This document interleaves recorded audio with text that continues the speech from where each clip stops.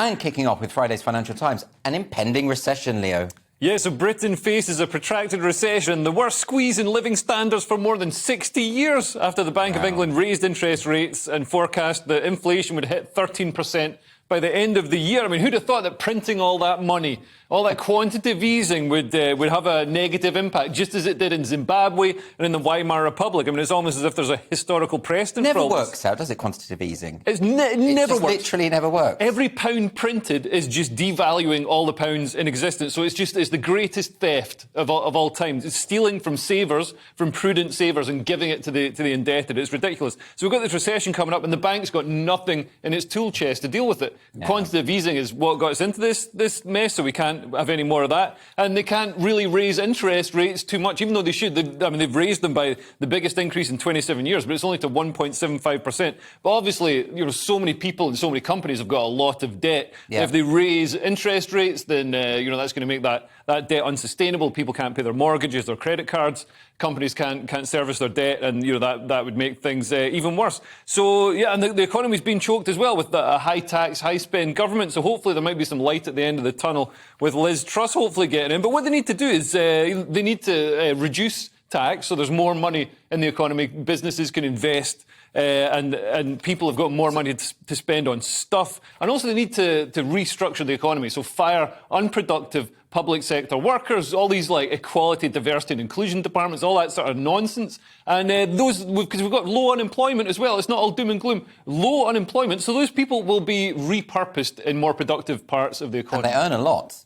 They earn an absolute fortune. They earn a lot, but they won't be earning a lot. If we go into this wage price spiral, everybody's going to be eating their pets by the end of the year. Yes. Will you be eating your pets, Steve? Got 2 cats, and there's barely a meal between them. They're not even big cats. Not worth it. Although I will start feeding them more now in preparation for the impending thing. But it's interesting to say, quantitative easing, one of the contributing factors, and a big one towards it. But then you say we need more people to have more money in their pockets to spend. Well, another contributing factor to this problem is the supply side.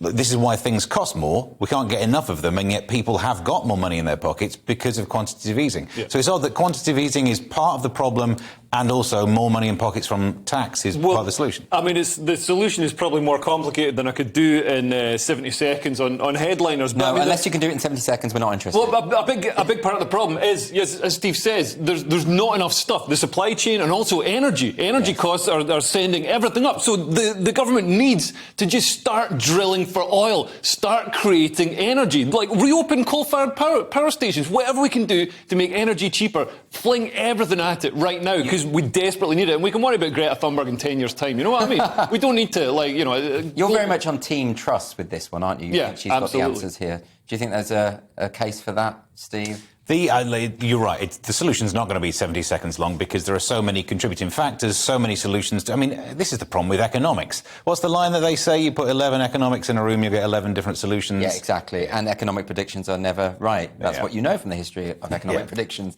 There's no point in making them. Anyway, we're going to stick with this theme now on Friday's Guardian. This is sticking with the recession. And this cuts to the heart of what you were saying, Leo. What do Truss and Sunak have to say about it? Steve, you've got the details here, haven't you? Yeah, they've fallen. The story in The Guardian tries to write it up as if, this is new news. They're still in the same camps they've been in forever. Yeah. You've got your boring, being pragmatic, let's just focus on the inflation side of it and have absolutely no fun Rishi Sunak angle. The Liz Truss is a little bit...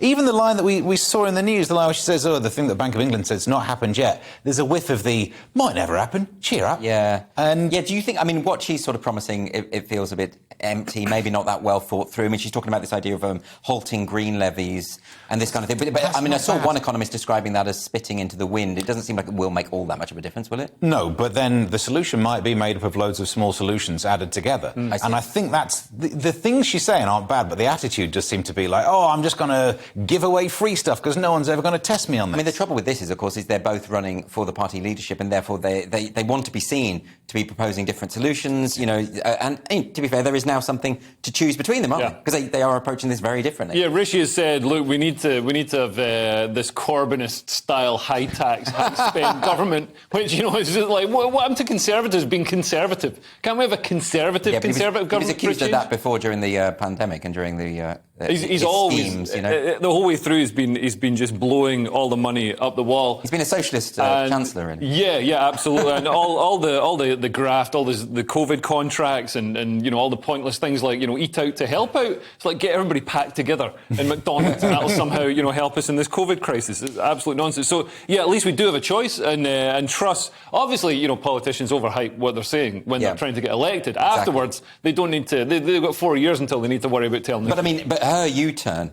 was on the public cuts. That does not look good, does it? Because when that suggests she doesn't really think things through. She just announces something and then says, "Oh, actually, I'll just go back on that." And the retraction was great as well, where in a statement she said, "I'm not changing my position on this, but I'm no longer." And do you know what the word "no longer" means? Yeah. I mean, it feels like she's this close to lying. Yes. Yeah, absolutely. And the other thing, I mean, I know this isn't related to the economy so much, but in this debate that we saw the other night is the Boris Johnson came up, and Rishi Sunak's stabbing Boris Johnson in the back, and Liz Truss making a real point of defending Johnson and saying that the way that people are talking about him is unfair. That seems to be another key issue, which might sway the voting, right? Yeah, I mean, nobody likes a traitor. No, but obviously, you know, politics, there's no honest, you know... And the Tories are brutal. Brotherhood. Yeah, they're brutal to their leaders. You know, it's one of the great things about them. They're great at regicide. And, you know, if somebody's not performing, they get rid of them.